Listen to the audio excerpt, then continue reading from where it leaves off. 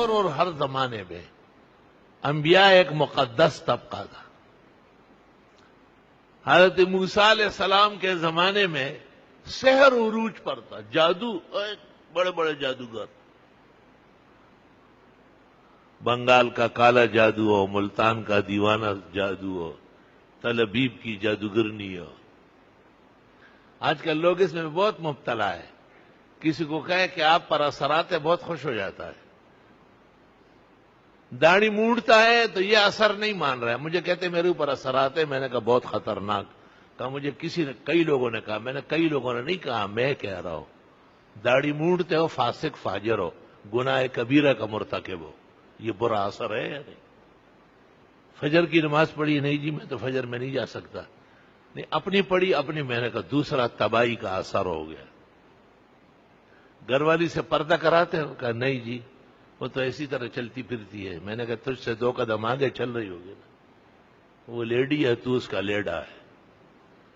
جناب رسول اللہ صلی اللہ علیہ وسلم سب کے اخیر میں آئے. ہاں, چونکہ موسیٰ علیہ السلام کے زمانے میں سحر جادو عروج پر تھا, تو آپ کو ایسا معجزہ دیا گیا کہ آپ ہاتھ میں لے لیتے تھے تو وہ لاٹھی ہوتی تھی, اور پھینک دیتے تھے تو اژدہا بن جاتا تھا. اور تفسیروں میں ہے حضرت جب سو جاتے تھے تو وہ لاٹھی سام بن کر پیرا دیتا تھا. دیکھتا کہ لوگ کون آ رہا, کیسے آ رہا. آنے نہیں دے. حضرت موسیٰ سو رہا ہے, خدا کا کلیم آرام کر رہا ہے. جب فرعون نے جادوگروں کو حضرت سے مقابلے کے لیے دعوت دی تو جادوگروں نے اپنے فریس زیادہ سمجھدار لوگوں کا کہ سوتے میں دیکھنا چاہیے. انہوں نے سوتے میں جو دیکھا واپس آئے, انہوں نے کہا یہ جادوگر نہیں ہے, وہ سو رہا تھا اور لاٹھی ڈیوٹی دے رہی تھی. اگر ہم ذرا سا آگے بڑھتے ہماری پٹائی لگا لیتی.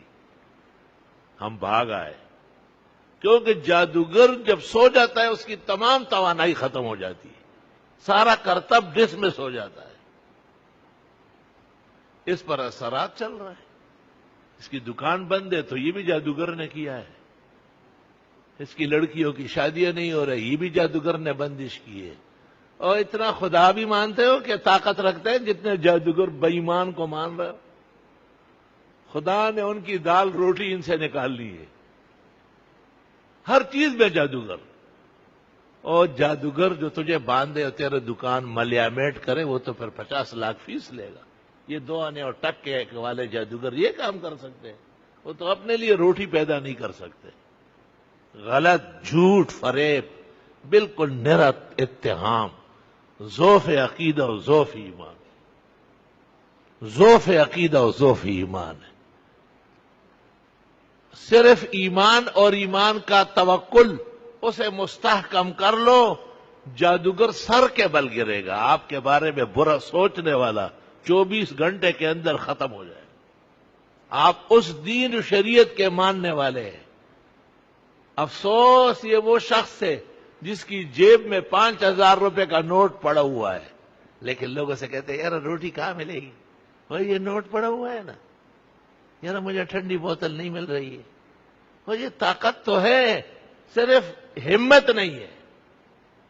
حدیث میں ہے جو فجر کی نماز جماعت سے پڑھے آسمان سے ایک نور نازل ہوتا ہے اس کے سر پر, دن بھر اس کی حفاظت کر رہا. اور جو فجر نہ پڑھے, وقت نکل جائے, شیطان اس کے کان میں اپنا آلہ تناسل دے کر اس پر پیشاب کر دیتا ہے کہ بیٹے دن بھر لعنتی میرے جیسے رہو. بخاری جلد اول صفحہ 157, کتاب التہجد. عجیب بات ہے کہ جادوگروں سے ڈر رہے ہیں, اللہ سے نہیں ڈر رہے. علماء کو بھی کمزور باتیں نہیں کرنا چاہیے. کبھی بھی لوگوں کو کہیں گے کہ رسول اللہ صلی اللہ علیہ وسلم پہ جادو ہوا تھا نا, اس نے غلط کاروں سے غلط باتیں سنی ہے.